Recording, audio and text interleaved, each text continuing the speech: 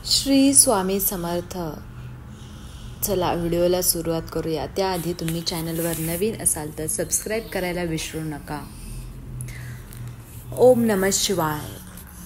पहिला श्रावण सोमवार. या 3 गोष्टी तुम्ही नक्की करा. तुमचे सर्व संकटे दूर होतील, सर्व दुःख दूर होतील, सगळे नकारात्मक ऊर्जा दूर होईल. कोणत्या आहेत गोष्टी? चला आता आपण बघूया. श्रावण महिन्यात महादेवाला प्रसन्न करायचे असेल तर या पूजेत काही गोष्टी त्या आहेत अवश्य वापरायच्या आहेत. ज्यांच्या कुंडलीमध्ये शनिदोष असेल त्यांनी प्रत्येक श्रावण सोमवारी महादेवाला पाणी, दूध, दही, मध इत्यादींचा अभिषेक करायचा आहे. श्रावण सोमवारी शिवलिंगाचा अभिषेक करताना पाण्यात गंगाजल मिसळायचं आहे.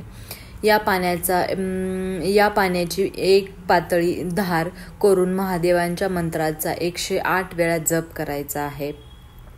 मुठभर तांदूळ आणि बेलपत्र अर्पण करायचे आहेत.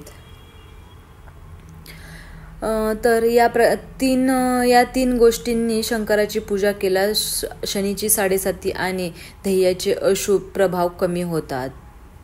पैशाचे संकट दूर होतात. आर्थिक समस्यांसोबतच मानसिक समस्याही पूर्ण संपतात.